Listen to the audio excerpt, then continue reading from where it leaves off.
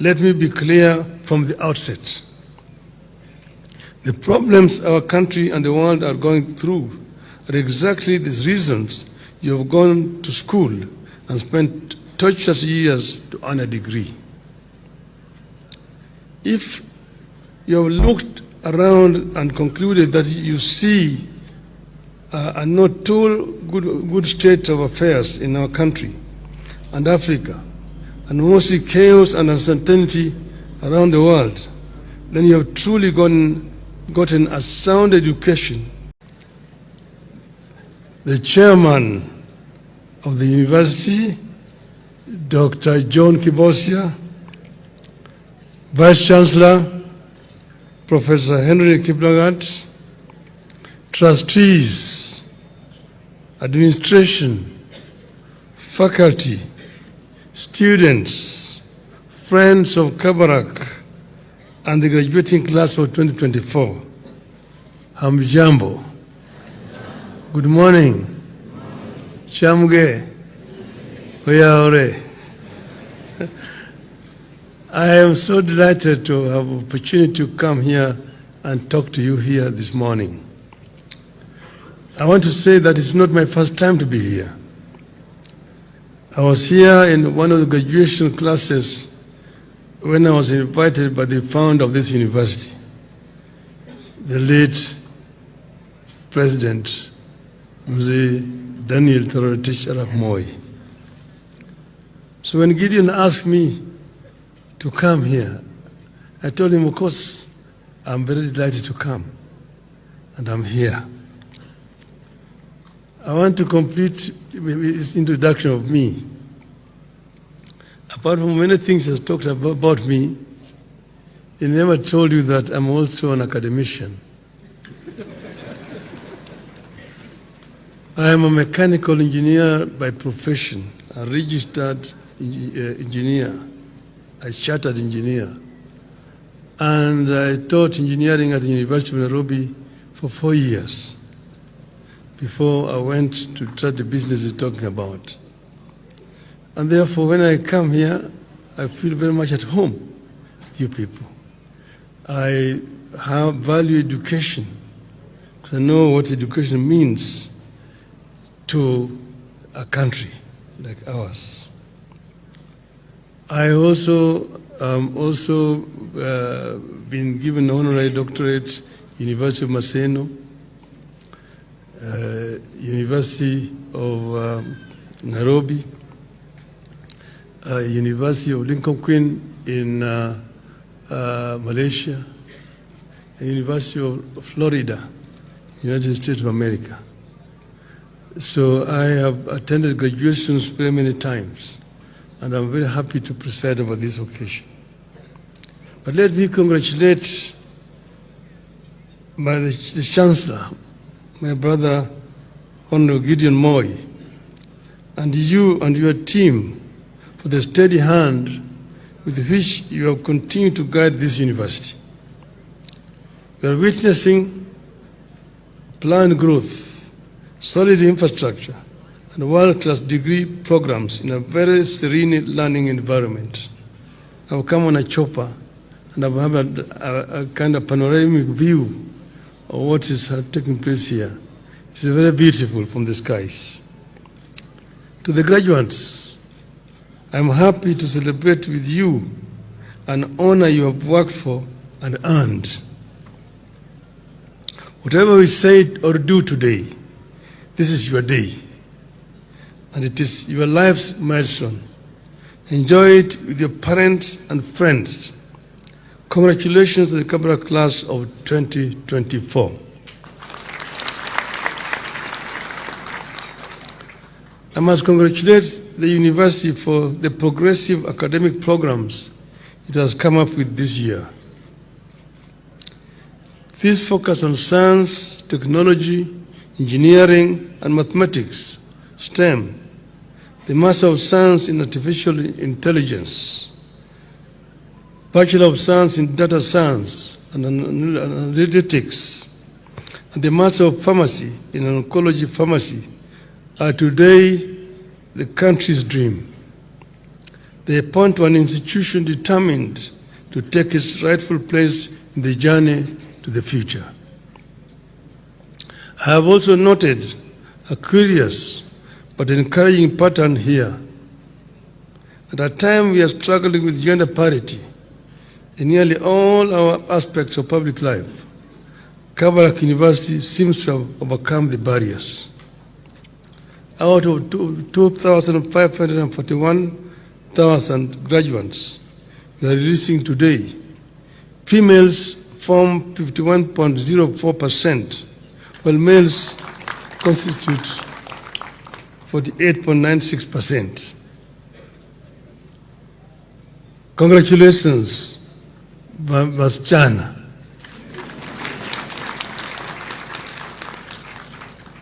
The women have attained the famous 50+1 mark here in Kabarak University. I hearty congratulations to our mothers, daughters, and sisters, and who are breaking the ceiling here at Kabarak University. To the graduates, let me now share a few reality checks. We release you into the society at a time of momentous challenges in our country and around the world. Our economy is not in its best of shapes. There are tremendous social pressures that are testing the limits of our capacity to endure. Unemployment rates remain untenable, even as we grapple with the right formula to finance healthcare and higher education. These challenges have led to a growing trust deficit in our governance institutions. Our unity as one people under one nation is under severe test. Across Africa, we are witnessing mixed results with regards to governance. Debt servicing is getting more challenging, while climate change continues to exert undue pressures to our fragile economies. You know that in this issue of climate change, Africa is a victim. Africa is not the offender. Africa releases less than 5% of the carbon into the environment, yet we live with the consequences of climate change. The wars in Europe and the Middle East and the uncertainties surrounding the regime in the US are not making the world any more at ease. At this moment, many of you here may rightly be wondering whether you will be able to earn a living in the years ahead. Some of you may even be questioning whether the education you have attained here was worth the effort and the money. Because of these uncertainties, the country is awash with prophets of doom and gloom. Men and women busy encouraging people to embrace hopelessness as a way of life and give up on this country the way to save the country. Let me be clear from the outset. The problems our country and the world are going through are exactly the reasons you have gone to school and spent torturous years to earn a degree. If you have looked around and concluded that you see a not too good state of affairs in our country and Africa, and mostly chaos and uncertainty around the world, then you have truly gotten a sound education that has enabled you to see and diagnose the world as it is. Your parents and your country have offered you the education so that you can courageously, relentlessly, and honestly face these challenges with clarity of vision and help to find solutions. As a country, you have choices to make in the wake of these challenges. You have to decide whether to add fuel to the fires around us, and in so doing create more desperation and make it more difficult for us to confront our challenges. You can also help dampen the fires mute the drums of war, and in so doing create a conducive environment for finding solutions to the problems. The choice is entirely in our hands. Let me make a personal stand. I believe that in times like these, surrender or retreat or lamentations are not options. You cannot sit back and say, things are too bleak, let us do nothing. That is foolish. You cannot say things are too bleak, let's do everything now. You cannot say this is not working for us, so let us burn down the entire house. And we cannot say our country is none of our business. Kenya is our business. This is the time for the people who have interacted with education to reflect on our condition vis-a-vis our aspirations and try something that puts the country on the path of our hearts. Kenya has come this far by always trying out ideas, improving on the previous ones, and seeking the middle ground on contentious issues. I invite you to stay on that path. More importantly, I invite you to stay engaged in the affairs of this nation. To the youth in this congregation, Africa needs your enthusiasm, imagination, courage, and ability to face the world as it is. I encourage you to use this education not to lament about a country you wished for, but to make the country that you are being presented with. Whatever you choose to do, just never give up. Let me share with you a small reminder from this very institution. But before I do that, I recently addressed the continent of Africa in Addis Ababa.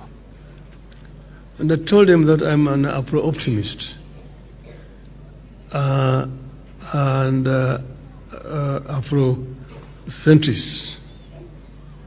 Afro-optimists as opposed to Afro-pessimists. They are those or a curse. If you do not empower the youth, then they become a drag to the society. They become delinquents, drug addicts, criminals. But if you empower them by giving them requisite skills in education, then they become a source for wealth creation. They will become factors of creating wealth. And that's what we must do in our country, to empower our youth by giving them the skills, so that when they come out, they can become the manufacturers in our country. And that's why I congratulate this university for offering these opportunities. The very fact that Kabarak University is a testimony to never giving up, no matter the obstacles.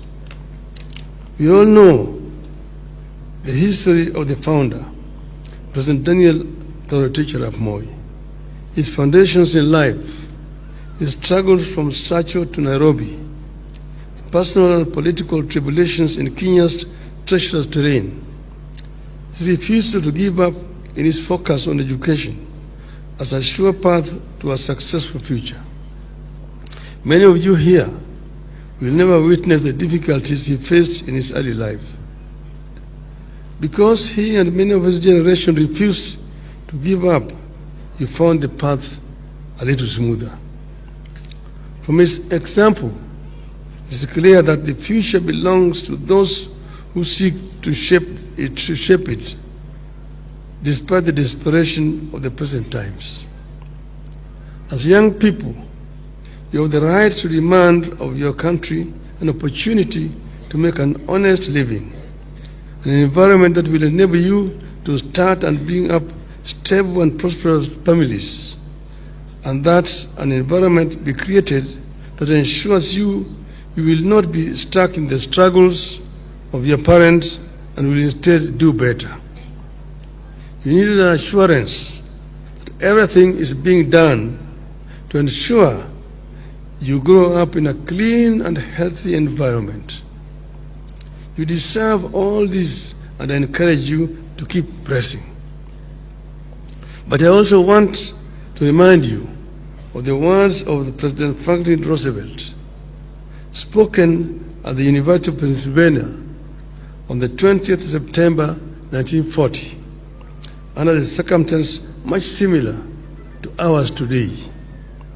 Roosevelt said, and I quote, "We cannot always build the future for our youth, but we can build our youth for the future." Unquote. I want to believe that the education you have acquired here has trained your mind, honed your talent, and prepared you for the requirements of this country's future. I said the other day that today the youth of Africa is desperate. You can see some youth drowning on ships trying to get to Europe in search of greener pastures. But we can actually create greener pastures here in Africa. I'm pleased with the efforts that we made here. And the chairman and the chancellor said that this institution is 100% green energy. Because we have got tremendous sources of green energy in our country. Here you have got geothermal potential around this area. Menengai is just next door. But huge potential that can be used to generate power. We have got solar for free. 366 days in a year. Free, which you can use. We've got hydro potential in this region. So we can harness this potential of green energy, wind around, to generate energy. And energy is the source of wealth creation. If we can be able to generate sufficient energy, there's no reason why our country cannot develop. Today, Kenya's energy generation is just about 3,000 megawatts. That's peanuts. It's equivalent to one town's consumption in Europe. We need to generate more energy in this country. And that is the way we are going to be able to set up industries here. China used to be laughed upon just about 40 years ago. But what China did was first to train manpower, offer the youth skills, trained the youth so the youth became highly skilled. So when they liberalized the economy, the manufacturers of the world saw a destination where there's cheap, skilled manpower. There's also cheap raw materials. So they migrated to China. Today, for example, all the automobile industries are in China. Mercedes, Peugeot, Volvo, BMW, VW, Ford, Toyota, Nissan, Hyundai are all in China. They manufacture in China for the world. In Germany, they told me it is cheaper to manufacture Mercedes-Benz in China and ship it back to Germany than the one that is manufactured in Stuttgart in Germany. So China has become now the factory of the world. And by doing that, they were able to create 600 million middle class, moving people from poverty to middle class, 600 in a period of 30 years. We can do the same here in our country. Now, China is no longer the cheapest source of labor because Chinese have become more affluent.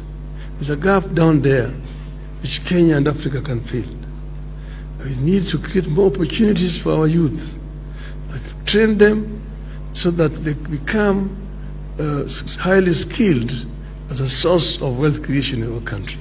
This is a major challenge, and I'm happy that this university is taking up the challenge. If this university has planted you in you the tree, the free inquiry minds and restless intellects and spirits that cannot be subdued, then in you are the best insurance for our nation's future, regardless of the circumstances of today. I end up quoting late President John F. Kennedy, who said, "Ask not what your country can do for you, but ask what you can do for your country." Now, go out and change Kenya for the better forever. Thank you. God bless you. God bless Kenya.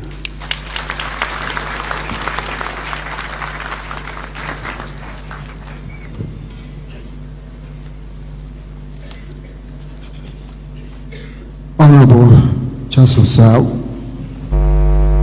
may I allow me to invite all of us to stand so that we can sing one song, "To God Be the Glory," one stanza and a chorus, will be led by Professor Frederick Gala.